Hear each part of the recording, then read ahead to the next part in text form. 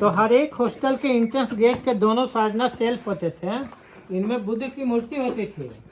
यहाँ लकड़ी का दरवाजा था ना, ये जो ईंटें पिघल रही है, काली हो रही है, इनसे ये पता चलता है कि यहाँ पर आग भी लगाया गया था जो 6 महीने तक जलती रही थी। नालंदा विश्वविद्यालय के अंदर जो है ना, नाली व्यवस्था काफी उन्नत होता था। ये 1961 का जो सीमेंट लगा है अभी टूट रहा है, जबकि कार्बन डेटिंग से जो इधर 413 का दीवार है ये बचा हुआ है, यानी 1600 साल पुराना दीवार बचा हुआ है।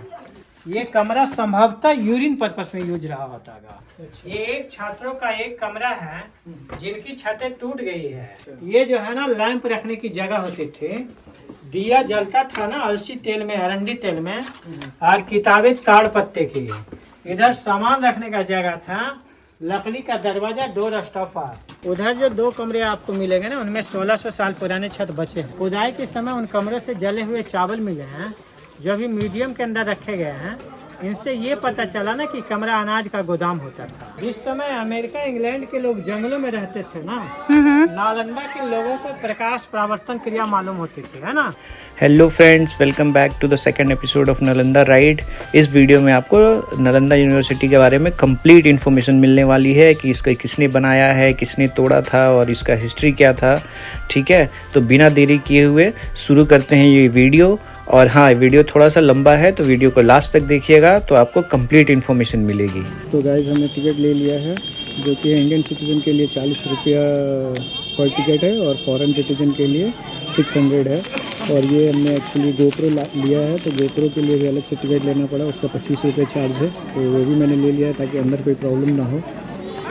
ले लीजिए गाइड साहब, ये 2 आदमी का और कैमरा का टिकट कमरा है। हाँ, यही है। यहाँ से मेन एंट्रेंस है। 15 जुलाई 2016 को ये वर्ल्ड हेरिटेज लिस्ट में इसको डाल दिया गया है यूनेस्को पे। ये नालंदा की हिस्ट्री है पूरी, आप इसे पॉज करके पढ़ सकते हैं।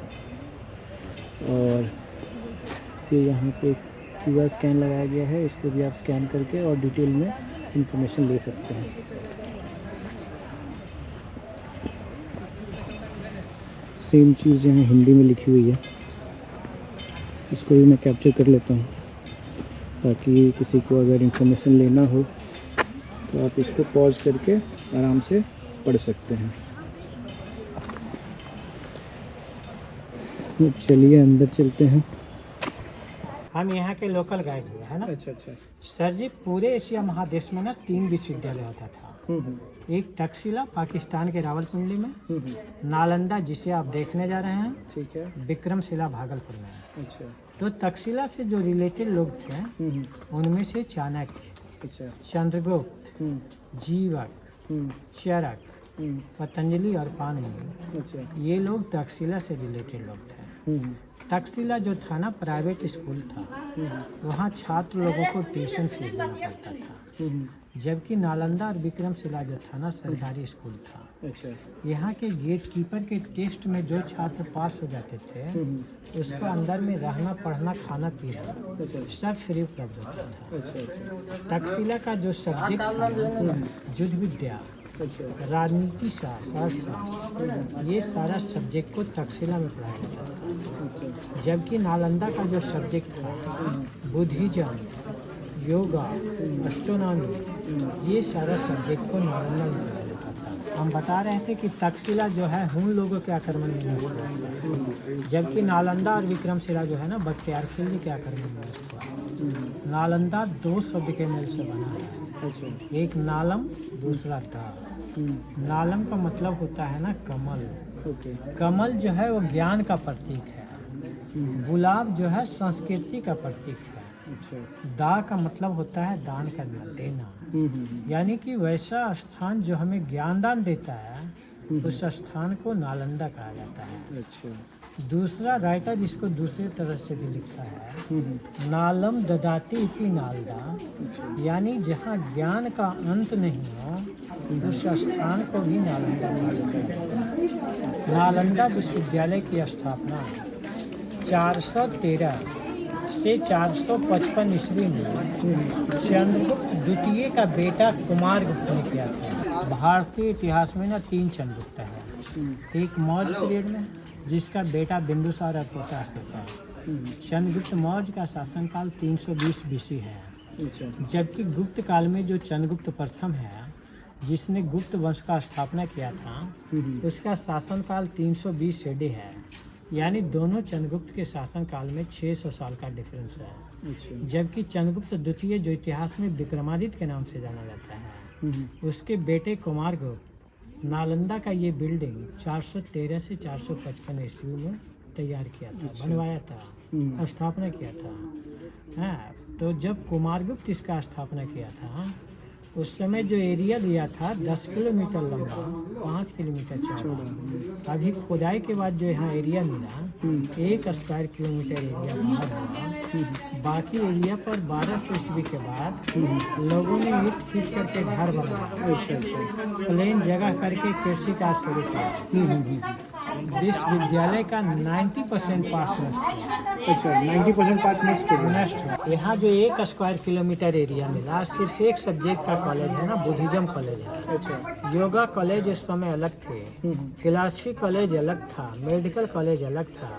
जुआफर गांव, बेगमपुर गांव, सरीचक गांव, तेल्हाड़ा गांव, जगदीशपुर गांव, इन सब गांव में भी इसके छोटे छोटे पार्ट मिले हैं। बड़ा पार्ट सर जी यहाँ है जिसको आप देखने के लिए आए हैं। उस समय यहाँ छात्रों की संख्या 10,000, प्रोफेसर 2,000।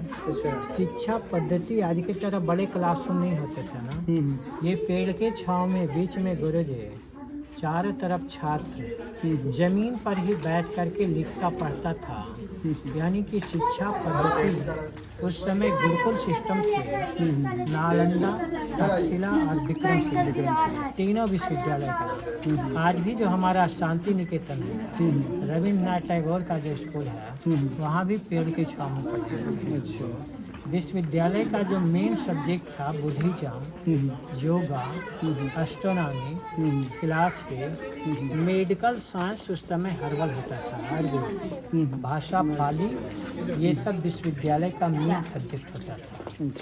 यहाँ पढ़ाने वाले जो मेन प्रोफेसर थे उनमें से नागार्जुन, सीरभाट, आतिश दीपंकर, पदम संभाव, शांत रक्षे, धर्म कीर्ति, धर्मपाल, असंग, बसवंधो, आरदेव विश्वविद्यालय के मेन प्रोफेसर होते थे। विश्वविद्यालय के अंदर जो है ना 3 लाइब्रेरी होते थे। बड़ी लाइब्रेरी का नाम रत्न सागर, दूसरा लाइब्रेरी रत्न दत्त और तीसरा लाइब्रेरी रत्न रंजन। उस समय जो किताबें बनती थी पेपर के नहीं बनते थे, ताड़ पत्ते का, भोज पत्ते का। पेपर का आविष्कार चाइना में हुआ था ना, पेपरिसगार से। यहाँ तो पोथी तैयार होता था। तो रत्न सागर लाइब्रेरी ह्वेन-त्सांग की डायरी के अनुसार 9 मंजिला इमारत होती थी जिसमें 90 लाख पुस्तक होते थे। जब बख्तियारखिलजी वहाँ आग लगाया था लाइब्रेरी 6 महीने तक जली थी।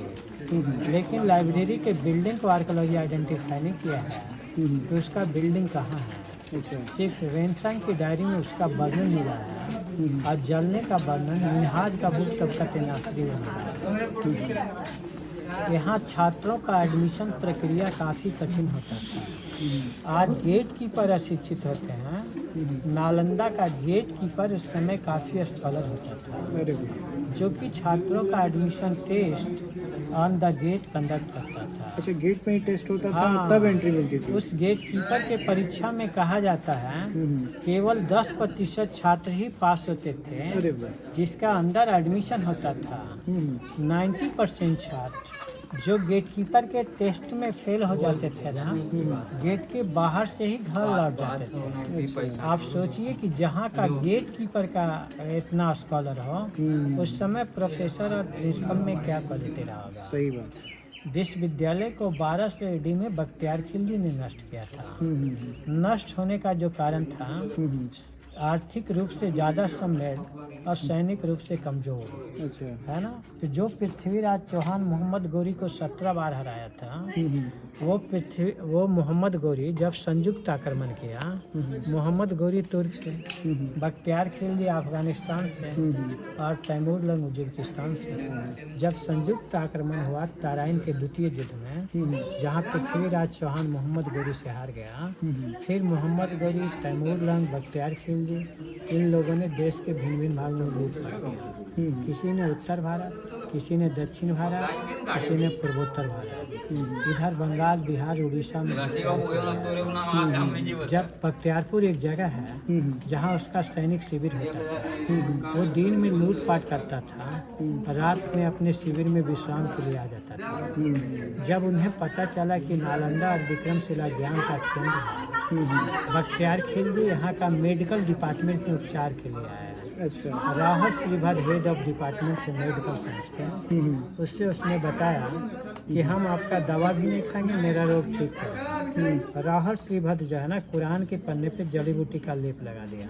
अच्छा। वो लोग कुरान के पन्ने पे ऐसे पलटी मारते हैं ना, दवा हाथ के सहारे मुंह में गया, रोग ठीक हो। अच्छा। बोला जब तक नालंदा और विक्रमशिला विश्वविद्यालय रहेगा, इन लोग पर शासन करना मुश्किल होगा। नालंदा को उसने 1198, विक्रमशिला को 1200। अच्छा। फिर उन्होंने अपना शक्ति एकत्रित करके सेन राजा को हराया। राजा का नाम था लखन सेन, राजधानी मुर्शिदाबाद। पाल शासन का अंत हो गया था, सेन शासक आ चुके थे। लखन सेन जो था ना, बल्लाल सेन का बेटा था। अच्छा। जब उसे पता चला कि आसाम का राजा पृथु हमसे ज़्यादा शक्तिशाली है, वो तिब्बत के पठार में मुड़ जाता है और तिब्बत के पठार में उसका बहुत सारा सैनिक मारा जाता है। जब वापस लौट रहा था, राजा पृथु को पता चला कि दुश्मन कमजोर होकर के घर आ रहा है, उसने एक नदी पर पुल बना दिया। उस नदी से ही बख्तियार खिल उसने युद्ध किया, न पुल के ऊपर युद्ध किया। कहा जाता है कि बख्तियार खिलजी सिर्फ 100 सैनिक के साथ जान बचा करके भागा, और जब अफगानिस्तान पहुंचा, उसने अपने भतीजे अली मर्दान को वहाँ का शासक नियुक्त करके आया था। अली मर्दान जब ये देखा कि हमारा चचा आ गया है, इसका इलाज कराएंगे, घायल अवस्था में आया है, इसका इलाज कराएंगे तो ये राजा बन जाएगा, उसने अली बख्तियार खिलजी का सर कलम कर दिया। अच्छा। और जब मोहम्मद गौरी लौटने लगा 1206 में, उसने अपने नौकर कुतुबुद्दीन ऐबक को दिल्ली के गद्दी पे बैठा के चला गया। अच्छा। विद्यालय कैसे रनिंग कर रहा था, जब सरकार इसके संचालन के लिए पैसे डोनेट कर रहे थे, गुप्त राजा लोग जो इसके संचालन के लिए 200 गांव का टैक्स डोनेट कर रहा था। जो 1206 के बाद शासक बने, उन लोगों ने शिक्षा के में रुचि नहीं दिखाई। विद्यालय में पढ़ाई तो 1198 में बंद हुआ था। अच्छा। बिल्डिंग धीरे धीरे बारिश, तूफान, भूकंप में गिर करके मिट्टी का पहाड़ बना। उसके बाद कोई साहित्य नहीं मिला जो नालंदा के बारे में जानकारी दे सके। अच्छा। वेनसांग यहाँ चाइना से पढ़ने के लिए आया था ना 629, वापस गया था ना 645। उस समय हर्षवर्धन का शासनकाल था ना, उसने बहुत सारे किताब को पाली से चाइनीज में ट्रांसलेट करके घोड़े पर, हाथी पर, खच्चर पर लाद करके चाइना ले गया था। उसमें से एक किताब था ना सीयू की, कहा जाता है उस किताब का जब अध्ययन किया ब्रिटिश इतिहासकार अलेक्जेंडर कनिंघम, उसे बिलीव नहीं हुआ कि चाइनीज आदमी सही लिखा होगा। उसे लगा था कि ज्ञान के मामले में हम सबसे अव्वल हैं, हमारे कैम्ब्रिज से पुराना विश्वविद्यालय हो कैसे सकता है। लेकिन उसमें उसका रूट चार्ट था ना, राजगीर से इतना किलोमीटर, पाटलिपुत्र से इतना किलोमीटर, हेनान से इतना किलोमीटर। रूट चार्ट के अनुसार जब देखने के लिए आया, पूरा विश्वविद्यालय मिट्टी का पहाड़ दिखा। जैसे हड़प्पा और मोहनजोदड़ो जमीन के खुदाई से निकाला गया ना, उसी तरह नालंदा भी जमीन के खुदाई से निकाला गया। अच्छा। वेनसांग की डायरी के अनुसार विश्वविद्यालय 7 मंजिला इमारत था। अभी हम लोग यहाँ 1.5 फ्लोर देख रहे हैं। बीच में ये छत है ना, ये छत से नीचे गुप्त राजाओं ने तैयार किया था। अच्छा। ऊपर के मंजिल को हर्षवर्धन ने डेवलप किया था, उससे ऊपर के मंजिल को पाल राजाओं ने बनाया था। यानी विश्वविद्यालय बहुमंजिला इमारत होती थी। हाँ, ऊपर के मंजिल यहाँ टूट गया है। ये जो गड्ढे हम देख रहे हैं ना, हॉस्टल के पार्ट्स हैं। ये एक छात्रों का एक कमरा होता था। यहाँ ऊपर की दीवारें, छतें टूट गई ना दीदी। रास्ते भी ना उधर गड्ढे से आ रहे हैं, देख रहे हैं। तो देखिए विश्वविद्यालय वैसे मिट्टी का पहाड़ दिखता था ना। ये स्टेज जो देख रहे हैं ना, ये पेड़ के छांव में होता था ना। सुबह में लोग यहाँ ध्यान साधना भी करते थे, है ना। और ऐसा ही चबूतरा पढ़ाई के लिए भी बनता था ना, जहाँ के बीच में गुरुजी चारों तरफ छात्र को बैठ कर पढ़ते लिखते थे। पहले मिट्टी के चबूतरे बनते थे, फिर लोगों ने ईंट का चबूतरा बनाया। पेड़ होते थे ना जो कट गए। अभी हम जिस हॉस्टल के अंदर जा रहे हैं ना, हाँ इसका निर्माण जो है ना सुमात्रा के राजा बालपुत्र देव ने करवाया था जी। अभी इंडोनेशिया जाना जाता है ना। तो हर एक हॉस्टल के एंट्रेंस गेट के दोनों साइड ना सेल्फ होते थे। इनमें बुद्ध की मूर्ति होती थी। छात्र आते जाते ना यहाँ प्रे करते थे, बुद्धम शरणम गच्छामि, धर्मम शरणम गच्छामि, संगम शरणम गच्छामि, तभी दिन की शुरुआत होती थी। यहाँ लकड़ी का दरवाजा था ना। ये जो ईंटें पिघल रही है, काली हो रही है, इनसे ये पता चलता है कि यहाँ पर आग भी लगाया गया था जो 6 महीने तक जलती रही थी। नालंदा विश्वविद्यालय के अंदर जो है ना, नाली व्यवस्था काफी उन्नत होता था। नाली 90 डिग्री पे मूव हो रही है ना। इंडस वैली में भी नाली 90 डिग्री पे मुड़ती है। इनसे ये पता चलता है कि यहाँ और इंडस वैली दोनों का नाली व्यवस्था एक तरह का था। ये कमरा संभवतः यूरिन पर्पस में यूज रहा होता है। ऐसे आर्कियोलॉजी इसको प्रूफ नहीं करती है कि यूरिन पर्पस था, है ना। या बरसात के पानी निकास के लिए, दोनों कामों में यूज। ये 1961 का जो सीमेंट लगा है अभी टूट रहा है, जबकि कार्बन डेटिंग से जो इधर 413 का दीवार है ये बचा हुआ है, यानी 1600 साल पुराना दीवार बचा हुआ है। तो उस समय सीमेंट के जगह पर जो मसाले का उपयोग होता था, चूना, सुर्की, बालू, गन्ना जूस, बेल जूस, उड़द दाल, ऐसे हर्बल पेस्ट में दीवारें तैयार होती थी। आज दीवार की मोटाई जो है ना, यहाँ 6 फीट मोटा दीवार है। अच्छा। जो कमरे को न गर्मी में गर्म होने देता था न ठंड में ठंडा, यानी कमरा जो है ना हर मौसम में एयर कंडीशन का काम करता था। ये एक छात्रों का एक कमरा है जिनकी छतें टूट गई है। 2 कमरे में छत मिले हैं, जहाँ जाकर के हम देखेंगे उस समय छत कैसे तैयार होते थे। अच्छा। ये जो है ना लैंप रखने की जगह होती थी। दिया जलता था ना अलसी तेल में, अरंडी तेल में, और किताबें ताड़ पत्ते की। इधर सामान रखने का जगह था। लकड़ी का दरवाजा, डोर स्टॉपर, दरवाजा लॉक होने का। विश्वविद्यालय जो था ना पूरे संसार में बुद्ध धर्म के प्रचार प्रसार का केंद्र रहा। भगवान बुद्ध अपने रिलीजन को लेकर के चीन, बर्मा, तिब्बत, इन सब देशों में नहीं गए थे। उधर से जब छात्र यहाँ पढ़ाई के लिए आते थे, जो मेडिकल साइंस पढ़ के जाते थे ना, अपना देश जाकर के आयुर्वेदिक डॉक्टर का काम करते थे। जो एस्ट्रोनॉमी पढ़ के जाता था, एस्ट्रोलॉगर का काम करता था। लेकिन जो बुद्ध धर्म पढ़ के घर लौटता था, अपना देश जाकर के बुद्ध धर्म का प्रचार प्रसार करता था। और दक्षिण पूर्व एशिया में जो बुद्धिज्म फैला, नालंदा के छात्रों के द्वारा बुद्ध अपने रिलीजन को, अशोका बुद्धिज्म को लेकर के सिर्फ श्रीलंका गए थे, है ना। अभी पिलर दीदी सीमेंट के बनते हैं ना, उस समय पिलर ना पत्थरों के तैयार होते थे, जिनके ऊपर ना छतें होती थी। ये स्टेज जो है ना क्लासरूम, यहाँ बीच में गुरुजी बैठते थे। गुरुजी के चारों तरफ छात्र बैठ करके लिखते पढ़ते थे। गुरुकुल सिस्टम में पहले जो हमने चबूतरा उधर पेड़ के छांव में दिखाया, वहाँ बारिश में कभी कभी पढ़ाई रुक जाती थी। बाद के राजाओं ने जब यहाँ पिलर के ऊपर छत तैयार कर दिए, यहाँ बारिश में भी पढ़ाई सुचारू रूप से चलती थी। यहाँ क्लासरूम स्पीच नहीं होता था, छोटे बच्चों का क्लासरूम नहीं था ना, क्लास नहीं होता था ना। यहाँ तो उच्च शिक्षा संस्थान था। आज भी पीएचडी की कक्षाएं डिबेट सिस्टम चलती है। नालंदा भी क्लास जो है ना डिबेट सिस्टम चलता था।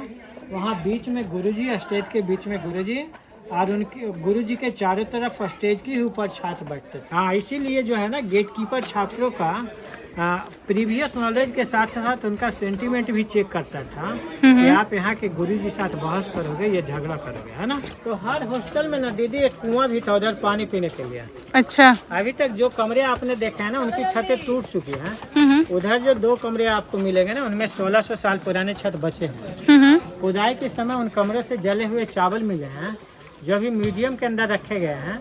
इनसे ये पता चला ना कि कमरा अनाज का गोदाम होता था। और ये कमरे बुद्ध के मंदिर होते थे। अच्छा। इनकी मूर्तियों को अभी म्यूजियम में रखा गया ना। और ये पत्थर जो है ना माइका है, अबरक है ना।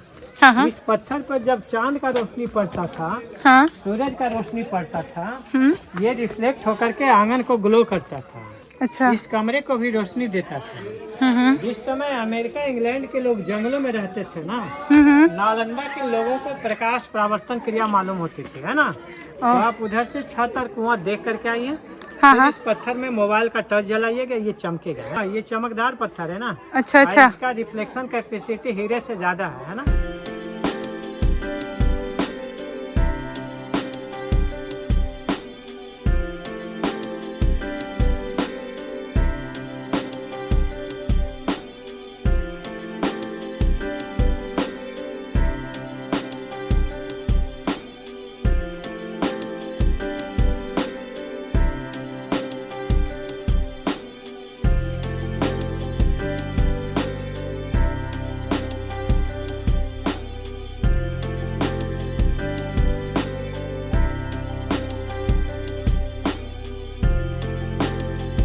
ये जो बिल्डिंग हम लोग देख रहे हैं ना भैया, ये 413 AD का बना हुआ बिल्डिंग है। लेकिन यहाँ जो शिक्षा संस्थान की स्थापना हुई, वो बिल्डिंग बनने से भी 1000 साल पहले है। अच्छा, बिल्डिंग बनने से पहले ही यहाँ पे पढ़ाई शुरू हो गई? जी जी जी जी, 600 BC है ना। अच्छा। जिस समय भगवान बुद्ध यहाँ जिंदा होते थे ना, ये जगह उस समय आम का बागान होता था। अच्छा, बुद्ध के समय में। हाँ, ये जो आम का बागान था ना, आम का बगीचा जो था, भगवान बुद्ध के प्रमुख शिष्य सारीपुत्र का जन्म स्थान था। अच्छा। सारीपुत्र, मोगलायन, आनंद, उपाली, ये सभी भगवान बुद्ध के शिष्य होते थे। अच्छा। सारीपुत्र जब बुद्ध के प्रभाव में आकर के बौद्ध धर्म में एंट्री हुए, उस समय तक जितने सारे लोग बौद्ध धर्म में एंट्री हुए थे, उनमें से सबसे ज्यादा तेज तरार शिष्य भगवान बुद्ध को सारीपुत्र समझ में आया।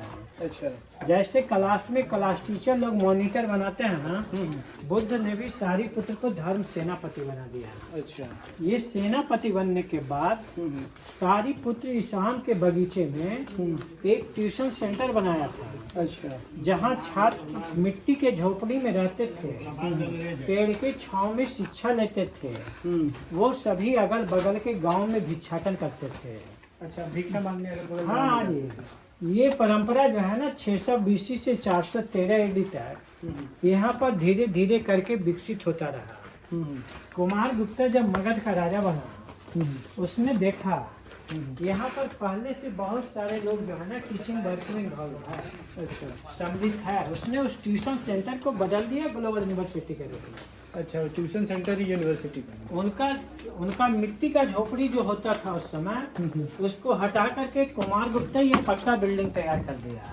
अच्छा। छात्र यहाँ जो भिक्षाटन कर रहे थे ना, उनकी समाप्ति के लिए उसने 200 गांव का टैक्स प्रत्येक साल दान में देना शुरू कर दिया। अच्छा। तो इस तरह से ट्यूशन सेंटर को कुमार गुप्त ने ग्लोबल यूनिवर्सिटी में बदला, जहाँ की दक्षिण प्रवेशिया से छात्र लोग पढ़ाई करने के लिए आने लगे। सारीपुत्र के बारे में कहा जाता है ना सर जी, कि जहाँ उनका जन्म हुआ था ना, वहीं उनको निर्वाण हुआ। अच्छा। उनके अस्थि को छात्रों ने मिट्टी से कवर किया, जो विभिन्न राजाओं के द्वारा विकसित होकर के नालंदा का बड़ा स्तूप बना। ये सामने का बड़ा स्तूपा जो है ना सारीपुत्र का है, जिसने 2600 साल पहले यहाँ ट्यूशन सेंटर का शुरुआत किया था। और जब एक आदमी के डेड बॉडी पर स्तूप तैयार हुआ ना सर जी, यहाँ पर एक परंपरा की शुरुआत हो गई। उस समय छात्र और प्रोफेसर दोनों ही बौद्ध भिक्षु होते थे, पर छात्र पढ़ाई खत्म करके घर लौट जाते थे। प्रोफेसर लोग यहाँ मरने तक बौद्ध भिक्षु होते थे। अच्छा। जो भी प्रोफेसर मरते गए ना, उनके डेड बॉडी पर उधर छोटे छोटे स्तूप तैयार। अच्छा। उधर के जो छोटे स्तूप हैं प्रोफेसरों के, सबसे बड़े स्तूप हैं सारीपुत्र के। अच्छा। उधर सेल्फ में कुछ बुद्ध मूर्तियाँ दिखाई दे रही है ना, वो सेल्फ स्तूप से अटैच है। अच्छा। आज जब आर्कियोलॉजी खुदाई कर रहा था ना, तो उसके टॉप में भी एक मूर्ति मिली थी। अच्छा। तो आर्कियोलॉजी कहता है चाहे बुद्धिस्ट लिटरेचर कुछ भी लिख ले, साक्ष्य तो मंदिर का मिला ना। अच्छा। तो आर्कियोलॉजी उसको मंदिर संख्या 3 डिक्लेयर करता है। अच्छा। जबकि बौद्ध साहित्य उसको सारीपुत्र का स्तूप मानते हैं। सारीपुत्र। तो हिस्ट्री थोड़ा थोड़ा कंट्रोवर्सी होता है। अब देखिए, इधर भी 2 हॉस्टल है ना, हर हॉस्टल में जाने का मना है, जाना नहीं है ना। अच्छा। वहाँ जो धनुष की आकृति देख रहे हैं ना, उससे पता चलता है कि गुप्त काल का बना हुआ कंस्ट्रक्शन है। गुप्त कालीन जो स्वर्ण सिक्के होते थे ना, उसमें वो धनुष की आकृति मिलती है। तो गुप्त पीरियड का नेशनल एम्बलम होता था, है ना। प्लस कार्बन डेटिंग भी, उससे भी पता चलता है कि गुप्त काल का बना हुआ कंस्ट्रक्शन है। अभी दीदी मंदिर मीनार की तरह बनते हैं ना, पहले मंदिर ये गुफाओं में बनते थे। ये जो रेड एस्बेस्टस और लोहे का ग्रिल है, अच्छा। चाहे यहाँ का छोटा गुफा हो या खजूर घास से आगे बड़ा गुफा हो, ये सारे बुद्ध मंदिर होते थे। और मंदिर को जो है ना पाली भाषा में चैत्य बोला जाता है।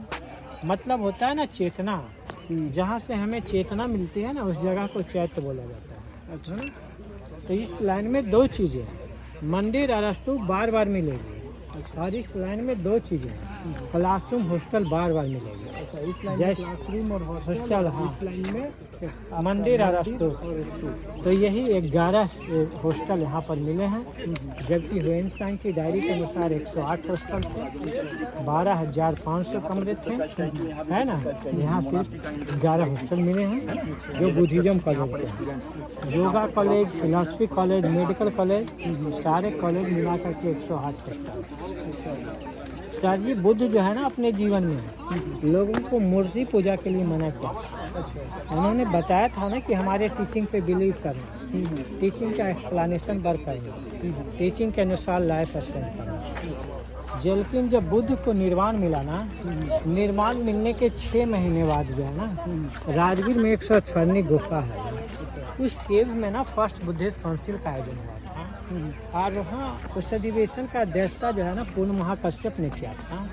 और उस अधिवेशन में ना बुद्ध के द्वारा बोले हुए वचन को पाठ पुस्तक के रूप में संकलित कर दिया गया, यानी कि त्रिपिटक की रचना हुई है। त्रिपिटक रामायण महाभारत के तरह एक ग्रंथ है, उसका बहुत सारा वॉल्यूम। सेकेंड बुद्धिस्ट काउंसिल जो है ना वैशाली में हुआ।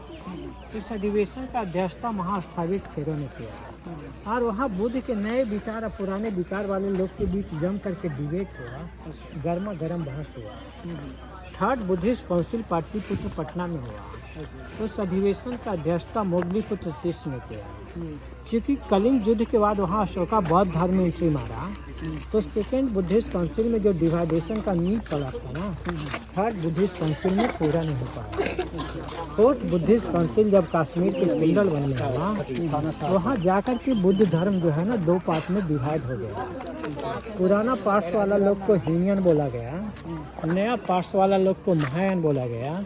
ये विभाजन के बाद महायान वाले लोगों ने बुद्ध की काल्पनिक मूर्तियों को बनाना शुरू किया। जो मूर्तियाँ बनाई गई ना 2 शैली में, एक मथुरा आर्ट और दूसरा गंधारा आर्ट। मथुरा आर्ट जो है ना इंडियन कल्चर सिविलाइजेशन, इंडियन चेहरा मोहरा में बुद्ध मूर्ति को बनाया। जबकि गांधार आर्ट जो है ना मंगोलियन कल्चर सिविलाइजेशन, मंगोलियन चेहरा मोहरा में बुद्ध मूर्ति को बनाया। नालंदा जो था उस समय केवल शिक्षा का ही संस्थान नहीं था, बल्कि मूर्ति कला का भी केंद्र था।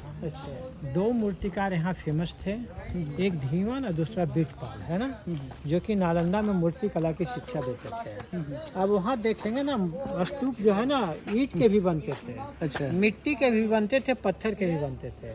वो जो नीचे जाएंगे ना तो वहाँ पत्थर और ईंट का स्तूप जो है बचा मिला है। अच्छा, और जो मिट्टी का स्तूप था ना मिट्टी में मिला है। अच्छा, यहाँ जो हम लोग एक हॉस्टल के अंदर जा रहे हैं, यहाँ 34 लोगों के 34 कमरे थे। अच्छा, एक लोगों का एक कमरा होता था। यहाँ भी दोनों साइड शेल्फ थे जहाँ बुद्ध मूर्तियाँ होती थी। छात्र आते जाते यहाँ प्रे करते थे, बुद्धम शरणम गच्छामि, धर्मम शरणम गच्छामि, संघम शरणम गच्छामि, है ना, तभी अपना दिन की शुरुआत करते थे। हर हॉस्टल के अंदर एक कुआं भी होता था पानी पीने के लिए। अच्छा, यहाँ जो 3 स्टेज है ना, 1, 2, 3, तीनों स्टेज पर ना बुद्ध की मूर्ति होती थी। अच्छा, ये जो 4 गड्ढा आप देख रहे हैं ना, ये किचन है। अच्छा, ईंधन के रूप में ना दोनों साइड से लकड़ी लगते थे। अच्छा, ये ऊपर पॉट रख करके खाना तैयार होता था। चूल्हे का उपयोग जो है ना 4 कामों में होता था, खाना बनाने में, मेडिकल साइंस में, काढ़ा सिरप बनाने में, प्रयोगशाला में और धातु गलाने में। जैसे हमने वहाँ देखा, यहाँ भी दीवारें 6 फीट होती है ना। अच्छा, ये लकड़ी का दरवाजा 2 रस्ता पर सामान रखने का, ये लंच पोस्ट। तो सेम रिपेटलाइजेशन ऐसे 11 हॉस्टल में मिलेंगे। डिफरेंस है तो वो कि वहाँ ग्रीनरी और यहाँ किचन, ये डिफरेंस है। यहाँ किचन है, वहाँ किचन है। तो ऐसे 11 हॉस्टल मिले हैं ना, उसमें 3 किचन मिले हैं, लेकिन ग्रेनरी एक ही मिला है ना। चलो स्तूप का ओरिजिन भी सुनो। जब बुद्ध मरे थे ना कुशीनगर में, गोरखपुर के यूपी के गोरखपुर के कुशीनगर में, वहाँ का स्थानीय निवासी लोग जो था ना, भगवान बुद्ध के डेड बॉडी को जला चुका था और उन लोगों ने उनके राख को कलेक्ट करके रखा था। उस समय भारत जो थे ना 16 महाजनपद में बटा हुआ था, जिसमें 8 महाजनपद का राजा बुद्ध का अनुयायी होता था। उन लोगों को जब ये समाचार मिला कि बुद्ध कुशीनगर में निर्वाण प्राप्त कर लिया, 8 जनपद का राजा वहाँ एकत्रित हुआ और लोगों के बीच जो है ना तलवारें खींच गई, राख हमें चाहिए, हमें चाहिए, हमें चाहिए। दोनों ब्राह्मण वहाँ मध्यस्थता किया, लोगों को बताया कि बुद्ध पूरे जीवन भर शांति अहिंसा के लिए काम किया, तुम लोग उनके राख के लिए युद्ध करोगे, ये बुद्ध के 25-26 श्रद्धालु नहीं होगी। इसमें 8 बराबर भागों में बांट दिया। सभी राजा लोग अपने अपने राजधानी में ले जा करके उस अस्थि के ऊपर स्तूप बनाए। अच्छा। तो बुद्ध के निर्वाण के बाद से ही बौद्ध धर्म में स्तूप बनाने का ट्रेडिशन स्टार्ट हो गया। अच्छा। परंपरा शुरू हो गई। जब अशोका बौद्ध धर्म का प्रचार प्रसार कर रहा था, कलिंग युद्ध के बाद 261 BC में, उस समय भारत में एक भी बुद्ध मूर्ति नहीं बनती थी। उसने पूरे भारतवर्ष में 84,000 बौद्ध स्तूप बनाए थे। उस समय लोग स्तूप का ही पूजा पाठ करते थे ना। अच्छा। तो यहाँ बहुत सारे बौद्ध स्तूप हैं। स्तूपा का 3 पार्ट होता है ना। जैसे ये जो आप देख रहे हैं, ये स्तूपा का सिर्फ बेस है, ये बेस है। हाँ, जैसे हमारा पैर होता है ना, पैर है। ये पार्ट में हम लोग चावल दाल सब्जी रखते हैं ना, वो लोग इस पार्ट में राख रखते हैं, उसको समिष्ठा बोलता है। और उसमें कील होता है, ये कील है ना हमारा, उसको यष्टि बोलता है। अच्छा। यष्टि, समिष्ठा और बेस तीनों मिलाकर के एक स्तूप। यहाँ जो आप देखेंगे ना, 4 कोने पे 4 छोटे मंदिर थे, 1 2 3 दिखाई रहा है ना। सेंटर में एक बड़ा गुफा था, यानी बड़ा मंदिर था। छोटे मंदिर के भी बाहर परिक्रमा पथ थे, बड़ी मंदिर के भी बाहर परिक्रमा पथ थे, यानी टोटल यहाँ 5 मंदिर थे, 4 कॉर्नर में, एक सेंटर में। समझ रहे ना सर जी? तो इस तरह के मंदिर निर्माण की शैली को ना नागर शैली बोला जाता है। नागर शैली, जहाँ एक गुम्बद के अलावा 2 3 4 5 गुम्बद हो, वहाँ नागर शैली बोला जाता है। अच्छा। एक द्रविड़ शैली होता है ना मंदिर निर्माण की, साउथ जिसमें हाँ आपका कोयम्बटूर, मीनाक्षी मंदिर, फिर तिरुपति मंदिर, ये सब द्रविड़ शैली का उदाहरण है। एक बेसर शैली होता है ना, उसमें खजुराहो का टेम्पल बेसर शैली का। अभी जो राम मंदिर बन रहा है, नागर शैली का उदाहरण। अच्छा, नागर शैली। मंदिर निर्माण की 3 शैली, मूर्ति निर्माण, बुद्ध की मूर्ति निर्माण की 2 शैली। मेरा काम यही समाप्त है। वहाँ 3 स्टेयर दिखाई दे रहा है ना। नीचे का स्टेयर 5वीं शताब्दी ईस्वी गुप्त राजा ने बनाया था। अच्छा। बीच का स्टेयर 7वीं शताब्दी ईस्वी हर्षवर्धन ने डेवलप किया है। ऊपर का स्टेयर 9वीं शताब्दी पाल राजा ने बनाया। जिन राजाओं ने बौद्ध धर्म को प्रमोट किया, सब लोग सारीपुत्र के स्तूप को स्टेप बाई स्टेप उठाते चला गया। बुद्ध की जो मूर्ति थी, बुद्ध का मतलब वो इमेजिनेशन करके लोग बनाए थे, काल्पनिक है ना। काल्पनिक। जब 500 साल एक भी मूर्ति नहीं बना तो फिर इमेजिनरी है ना। वो भी जाइएगा ना तो किसी में कर्ली बाल बुद्ध का मिलेगा, तो किसी में ऐसे बांध के यहाँ पर बहुत समय बहुत सारा ऑर्नामेंट्स रहेगा। ऐसे देखिएगा ना, गांधार कलाकृति में बहुत सारा ऑर्नामेंट्स रहेगा। वहाँ बुद्ध के पैर में चप्पल भी दिखा गया। तो भाई आप समझ सकते हैं काल्पनिक। कितना मूर्ति में दिखेगा बुद्ध का जो सर में सीपियाँ जो वो लगा हुआ था, वो गोल गोल जो है। ठीक है। वुडन पैसेज, ताकि जो व्हील चेयर वाले हैं वो लोग भी आ सकें और देख सकें। तो गाइज़, ये था नालंदा विश्वविद्यालय का रूइंस या बोलिए खंडहर। तो इस वीडियो में आपको देखने को मिला, और अगर ये वीडियो आपको अच्छा लगा हो तो वीडियो को लाइक कीजिएगा, और चैनल पे नए आए हैं तो चैनल को सब्सक्राइब कीजिएगा। और चूँकि चैनल नया है तो अभी आपके सपोर्ट की ज़रूरत है, ताकि अच्छे कंटेंट हम ला सकें। और बने रहिए हमारे अगले वीडियो के लिए, क्योंकि अब हम लोग यहाँ से निकल के महावीर की जन्मस्थली जा रहे हैं। तो अगले वीडियो में वो आपको देखने को मिलेगा, और उसके बाद से हम लोग पटना रिटर्न होंगे, क्योंकि अभी शाम के 4:30 हो गए हैं, और चूँकि ठंड का समय आ रहा है और अंधेरा बहुत जल्द हो जा रहा है, तो हम लोग कोशिश करेंगे कि जल्द से वो वहाँ का भी रिकॉर्ड करके और निकल जाए। तो मिलते हैं अगले वीडियो में, तब तक के लिए अपना ध्यान रखिए। Bye bye and take care.